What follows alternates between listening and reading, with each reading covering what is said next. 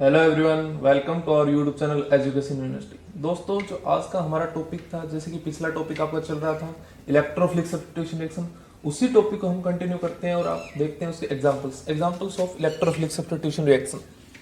Example,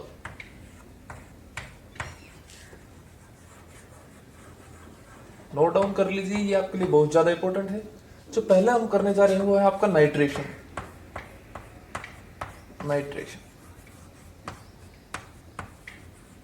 मान लीजिए आपका एक एरोमेटिक कंपाउंड है जिसके ऊपर आपका हेलोजन लगाओ।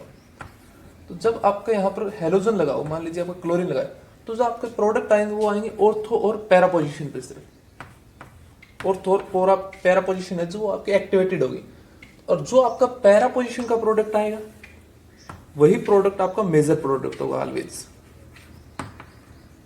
और जो आपका ऑर्थो का प्रोडक्ट आएगा वो होगा आपका माइनर। इसकी स्टेबिलिटी का रीजन मैं आगे बताऊंगा, क्योंकि ये आपका क्यों मेजर होता है, ये आपका क्यों माइनर होता है। तो आप देखिए यहाँ पर नाइट्रेशन, मान लीजिए कि हमने chlorobenzene as a substrate use किया है और हमें इसका नाइट्रेशन करना है। ये आपका हो गया क्लोरोबेंजीन। तो नाइट्रेशन की कंडीशन क्या होगी, आपको लेना होगा HNO3 प्लस में कंसंट्रेटेड H2SO4। ये जो कंडीशन है आपको आपका इलेक्ट्रोफाइल प्रोवाइड कराएगी, जो आपका इलेक्ट्रोफिलिक सब्स्टिट्यूशन रिएक्शन देगा। ये आपको देगा NO2 पॉजिटिव। NO2 पॉजिटिव, ये आपका क्या हो गया, इलेक्ट्रोफाइल। और हमने देखा पिछली रिएक्शन में, पिछले पार्ट में जो वीडियो का था उसके अंदर इलेक्ट्रोफिलिक सब्स्टिट्यूशन रिएक्शन किस प्रकार से होती है, और जो आपका मैकेनिज्म था वो आपको फर्स्ट या सेकंड वीडियो में न्यूक्लियर हेलोजिनेशन, जहां में हम हेलोजिनेशन करते हैं एरोमेटिक कंपाउंड का, वहां पर मैंने आपको मैकेनिज्म जो एक्सप्लेन किया है। तो मैं इस बार मैकेनिज्म भी एक्सप्लेन नहीं करूंगा, और ये आपका इलेक्ट्रोफाइल हो गया। NO2 पॉजिटिव आपका क्या करेगा, एज अ इलेक्ट्रोफाइल वर्क करेगा। तो आपने आपकी कंडीशन देखी, ये आपका यहां से किस तरीके से जाएगा, आपने लिया HNO3 और कंसंट्रेटेड H2SO4। आपको पता है आपका NO2 लगना है, आपका NO2 इलेक्ट्रोफाइल जनरेटर, और आपको पता है प्रोडक्ट दो आने हैं यहाँ पर, ऑर्थो पर भी लग सकता है और पैरा पर भी लग सकता है। ये आपका ऑर्थो प्रोडक्ट हो गया, प्लस में आपका क्या हो सकता है, पैरा प्रोडक्ट। ये आपका पैरा प्रोडक्ट होगा। जो आपका पैरा प्रोडक्ट होगा वही मेजर होगा। ये आपका मेजर होगा और ये आपका माइनर होगा,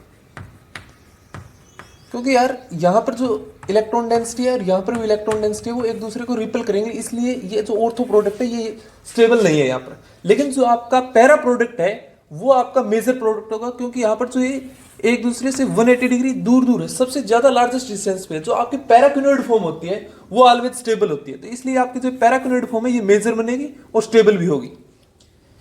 अब जो सेकेंड आपका है वो देखिए सल्फोनेशन।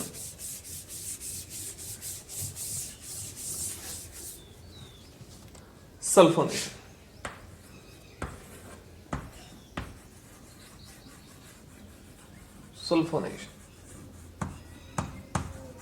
अरे इसकी कंडीशन क्या होगी, हम यहां पर यूज करेंगे कंसंट्रेटेड H2SO4, और या हम ओलियम भी यूज कर सकते हैं। मान लीजिए कि हमने 2 मोल H2SO4 के लिए उनमें से वाटर का एलिमिनेशन करके हम जो मिलता है H2S2O7 ओलियम। ये जो आपका इलेक्ट्रोफाइल जनरेट करेगा वो होगा OSO2H, यानी आपका पॉजिटिव। SO3H पॉजिटिव आपका यहाँ पर इलेक्ट्रोफाइल होगा, SO3H पॉजिटिव।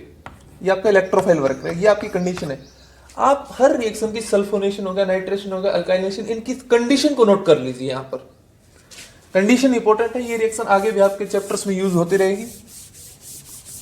अब देखिए सल्फोनेशन, हमारा वही एग्जांपल है, क्लोरोबेंजीन हमने सबस्ट्रेट यूज किया है। हमने यहां पर कंडीशन आपको मैं लिख नहीं रहा हूं, सल्फोनेशन किया।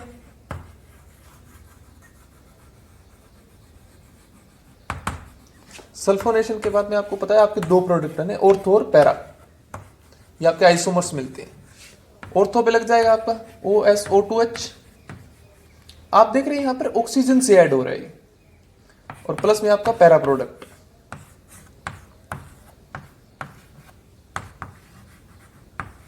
OSO2H, और जो आपका पैरा होगा यही आपका मेजर होगा।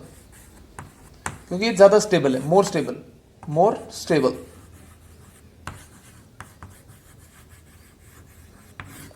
मोर स्टेबल, और ये आपका लेस स्टेबल, इसलिए आपका क्या होगा, माइनर, माइनर और लेस स्टेबल।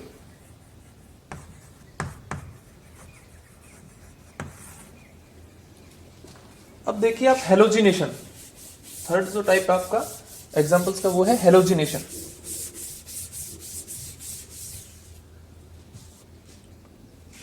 हेलोजिनेशन,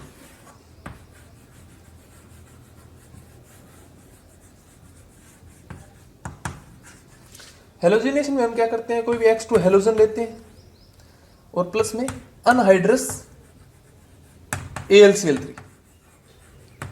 आपको पता है ये आपका क्या है, एक लेविस एसिड, ये as a Lewis base work करेगा और यहां से आपका X पॉजिटिव एक इलेक्ट्रोफाइल जनरेट होगा।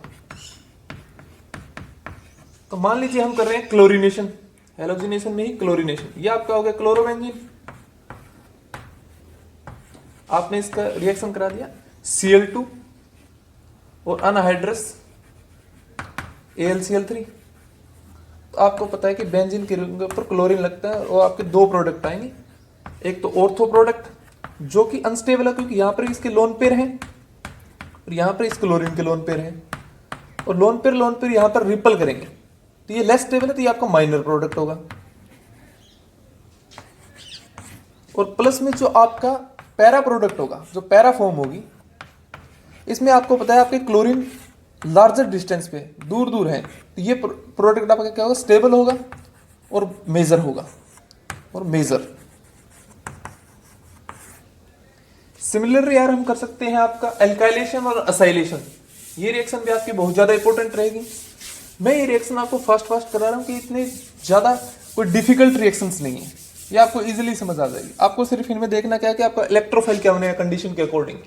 तो फोर्थ रिएक्शन है वो है आपकी एल्काइलेशन। एल्काइलेशन में क्या होता है, कोई भी आपका एल्काइल हैलाइड होगा RX, प्लस में आप क्या ले सकते हो, अनहाइड्रस AlCl3 और ये अनहाइड्रस FeCl3,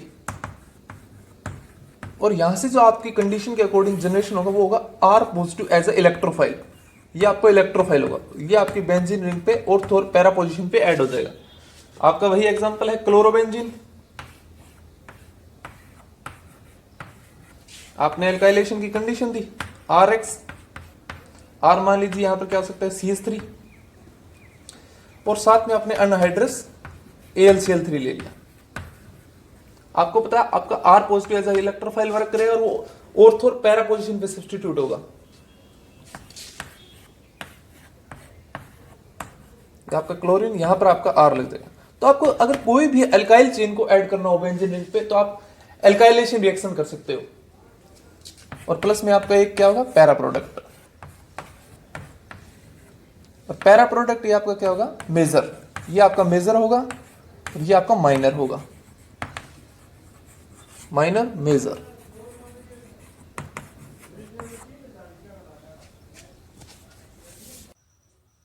फिफ्थ रिएक्शन है आपकी acylation reaction. Acylation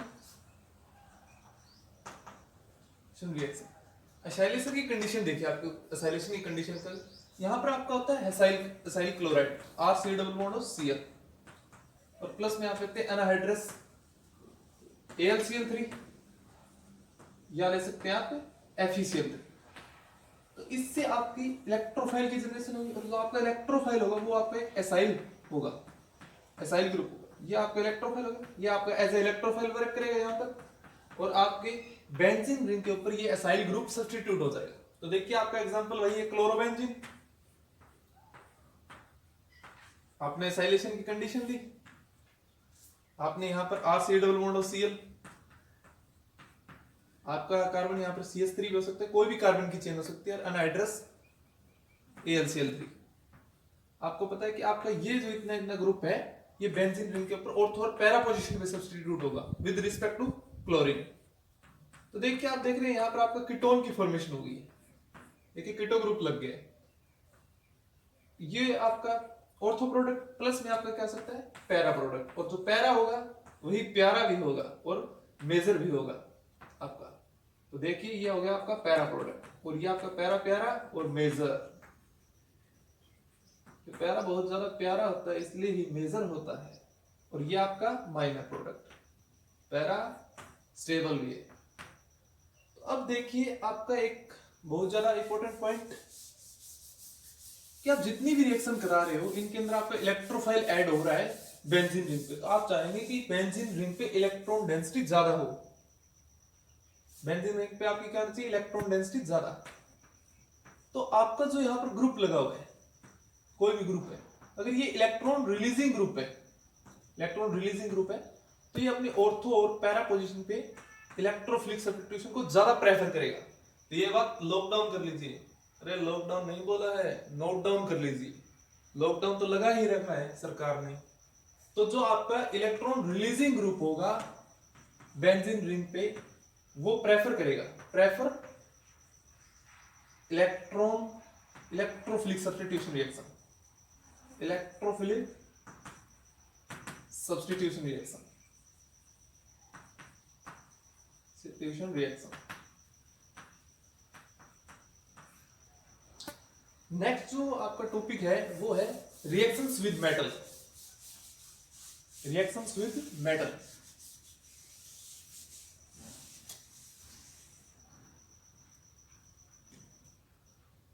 reaction with metal,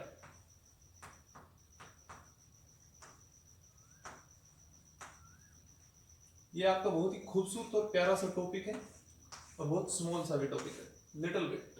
देखिए रिएक्शन विद मेटल में आपका एक एल्काइल हैलाइड है, हमने इसकी रिएक्शन करा दी मैग्नीशियम मेटल के साथ, तो यहां से आपकी फॉर्मेशन होगी वो बनेगा RMgX, RMgX। इस रिएक्शन में आपको कुछ नहीं करना है, आपकी जो मेटल है उसको RX बॉन्ड के अंदर इंसर्ट करना है, इसको, इस मेटल को RX बॉन्ड के अंदर हम इंसर्ट कर देंगे, और आपका जो कंपाउंड आएगा वो आएगा R bond NG bond X। आप देख रहे हैं कि जो आपका कार्बन और हेलोजन का बॉन्ड था उसके अंदर आपका मेटल क्या कर गया, इंसर्ट कर गए, इंसर्शन हुआ, या आपका मेटल का इंसर्शन हो रहा है। जो आपका कंपाउंड आ रहा है RMgX वो होता है आपका ग्रिग्नार्ड रिएजेंट, ग्रिग्नार्ड रिएजेंट,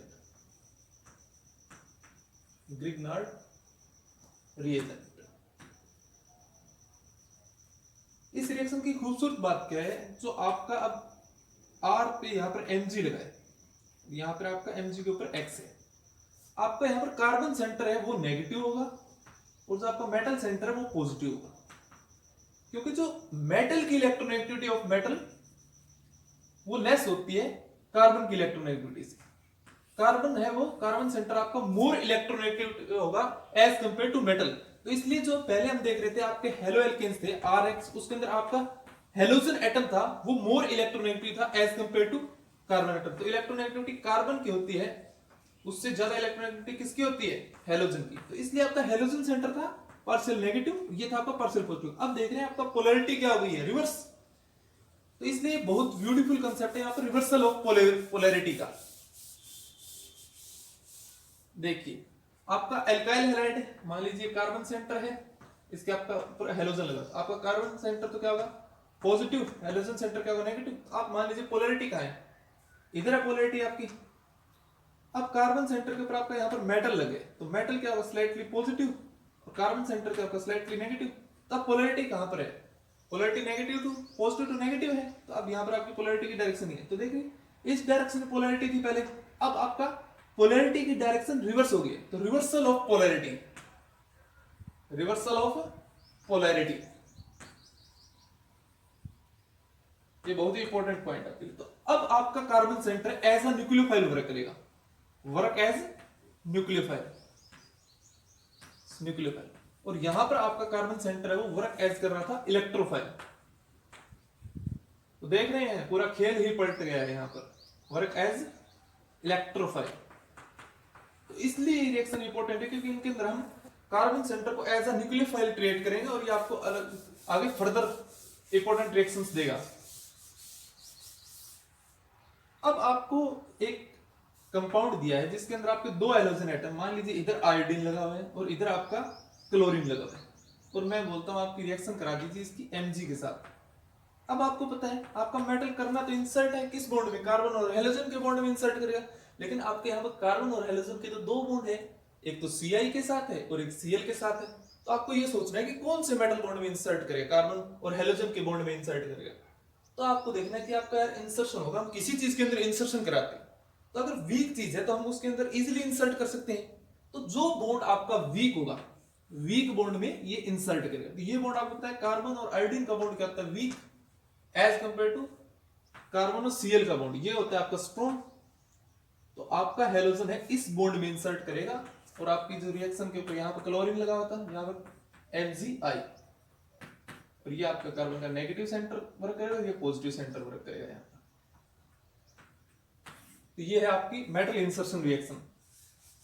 एक और इंपॉर्टेंट रिएक्शन है आपकी, ये इंसर्ट आपके एरोमेटिक कंपाउंड में कर सकते हैं। मान लीजिए आपका एरोमेटिक कंपाउंड है बेंजीन रिंग, जिसके ऊपर आपका हेलोजन लगा हुआ है, रिएक्शन आपने करा दी मेटल के साथ, Mg मैग्नीशियम मेटल के साथ, और आपका ये क्या होगा, एरोमेटिक कंपाउंड, यहाँ पर मेटल इंसर्ट कर गया तो MgX। ये फर्दर आपको न्यूक्लियोफिलिक सब्स्टिट्यूशन रिएक्शन दे सकता है, क्योंकि आपका एक एरोमेटिक रिंग है, एज अ न्यूक्लियोफाइल वर्क करेगा। नेक्स्ट जो रिएक्शन आपकी है वो है एल्काइल हैलाइड की Li के साथ, लिथियम मेटल के साथ। यहां पर क्या होगा, आपका सिंपल सब्स्टिट्यूशन होगा, आपका हेलोजन लिथियम के साथ सब्स्टिट्यूट हो जाएगा और RLi की फॉर्मेशन होगी, और Li सेंटर आपका पॉजिटिव, कार्बन सेंटर आपका नेगेटिव, ये आपका एज अ न्यूक्लियोफाइल वर्क करेगा, प्लस में LiX लिबरेट करके आपने 2 मोल Li के लिए थे यहाँ। तो लिथियम के साथ सब्स्टिट्यूशन होगा, मैग्नीशियम के साथ आपका इंसर्शन होगा।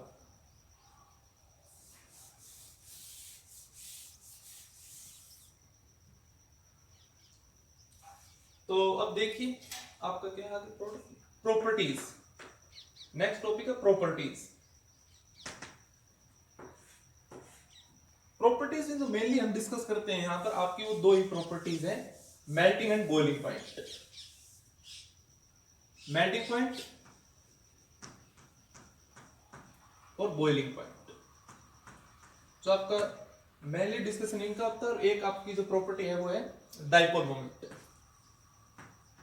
डाइपोल मोमेंट,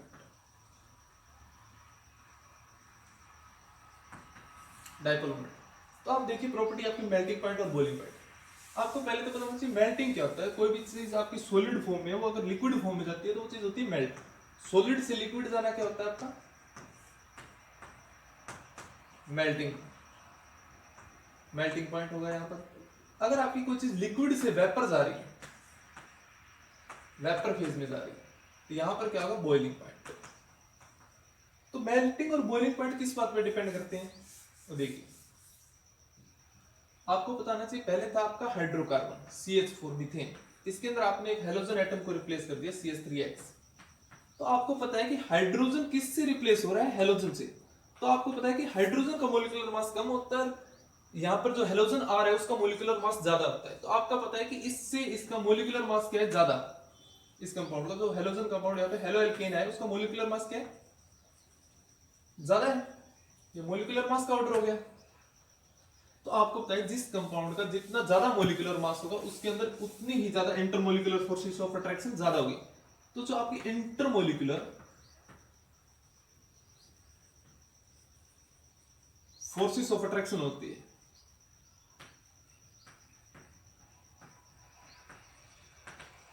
वो डायरेक्टली होती है मोलिकुलर मास या कह लीजिए पोलैरिटी की। जितनी ज्यादा पोलैरिटी होगी मोलिकुलर मास के डायरेक्टली है। तो जिस कंपाउंड का जितना ज्यादा मोलिकुलर मास होगा, अगर मोलिकुलर मास इंक्रीज करेगा तो आपकी intermolecular forces of attraction increase करेगी। अगर किसी चीज के अंदर खुद की इंटरमोलिकुलर फोर्सेस ऑफ अट्रैक्शन क्या होती है, जो कंपाउंड के अंदर पाई जाती है इम्यूनिटी सिस्टम के अकॉर्डिंग। अगर आपका इम्यून सिस्टम स्ट्रॉन्ग होगा तो आपको डिजीज ब्रेक नहीं कर सकती। तो सिमिलरली कंपाउंड में क्या होता है, इंटरमोलिकुलर फोर्सेस ऑफ अट्रैक्शन होती है। अगर ये स्ट्रॉन्ग है तो उस कंपाउंड को बॉइल करना डिफिकल्ट होगा, मेल्ट करना भी डिफिकल्ट होगा। तो अगर किसी चीज का मोलिकुलर मास बढ़ता है, जैसे कि आपको पता है बड़ा आदमी, मोटा आदमी, तो वो इजीली ब्रेक नहीं होगा अगर हम उसको ब्रेक करना चाहेंगे। लेकिन आपका एक पतला आदमी है तो वो इजीली ब्रेक हो जाएगा। तो देखिए intermolecular forces of attraction increase होगी तो आपका मोलिकुलर मास इंक्रीज होगा, या मोलिकुलर मास इंक्रीज होगा तो intermolecular forces of attraction increase होगी। तो जिस भी चीज का आपका intermolecular forces of attraction increase होगी तो ये डायरेक्टली होता है आपका मेल्टिंग पॉइंट या कह लीजिए आपका बॉइलिंग पॉइंट।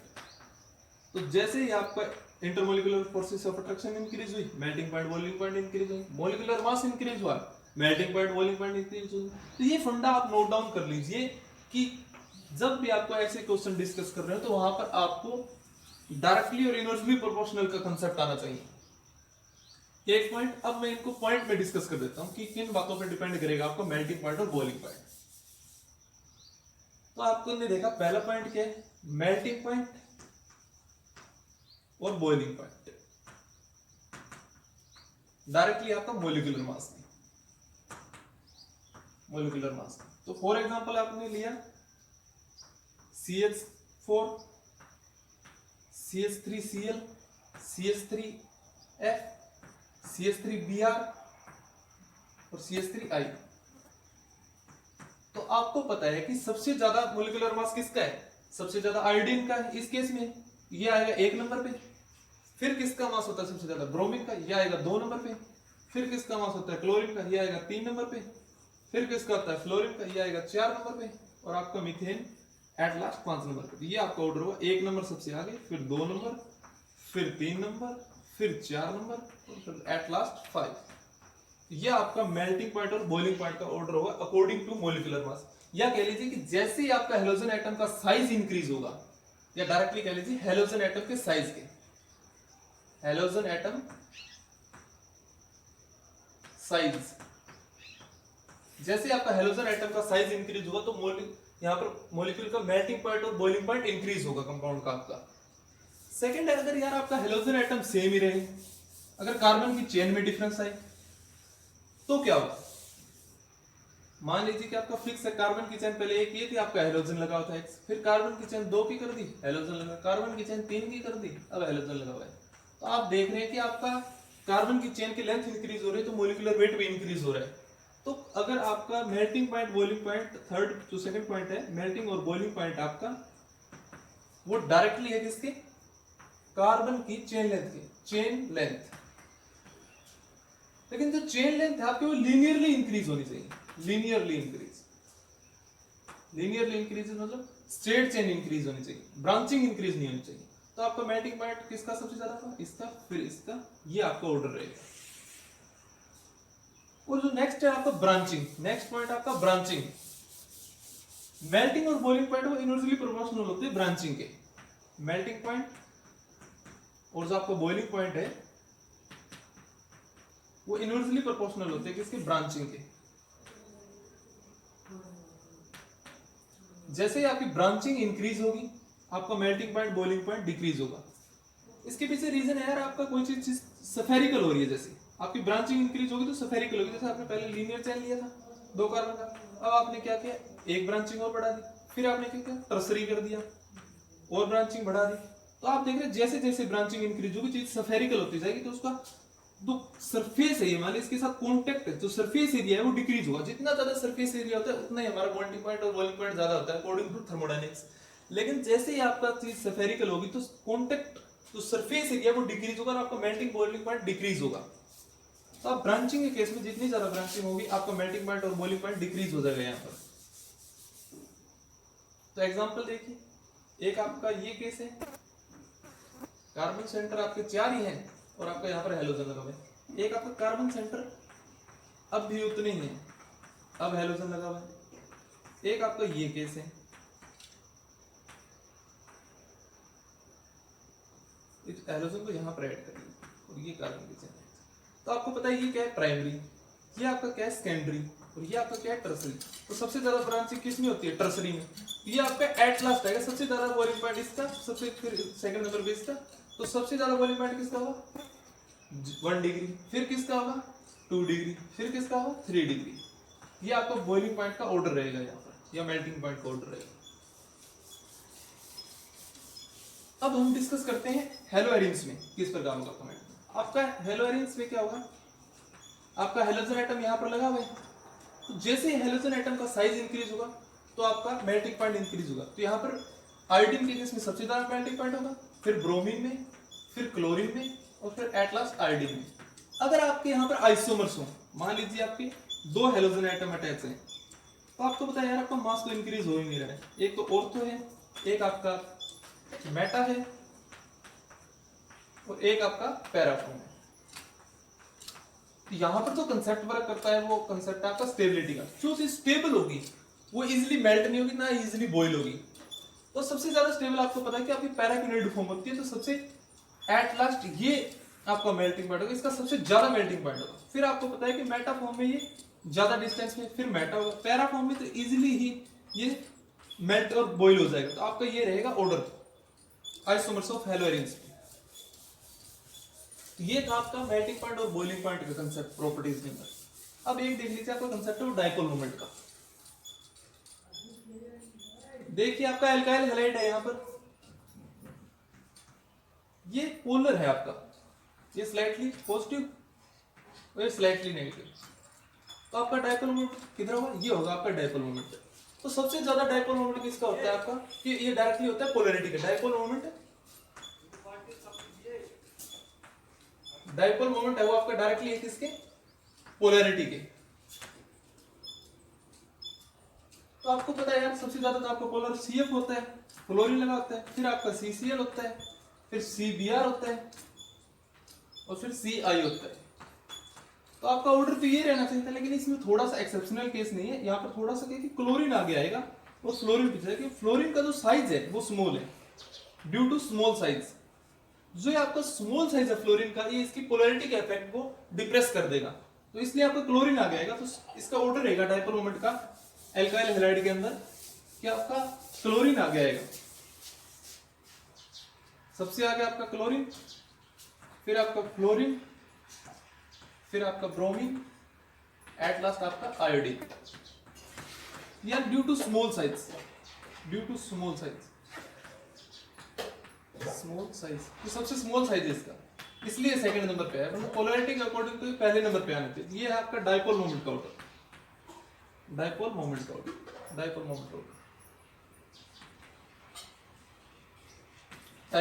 ऑर्डर।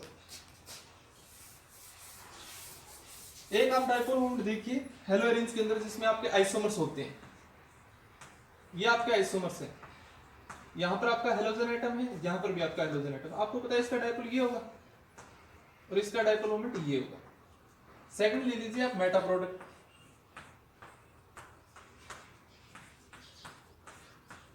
ये आपके डाइपोल होंगे। और एट लास्ट पैरा,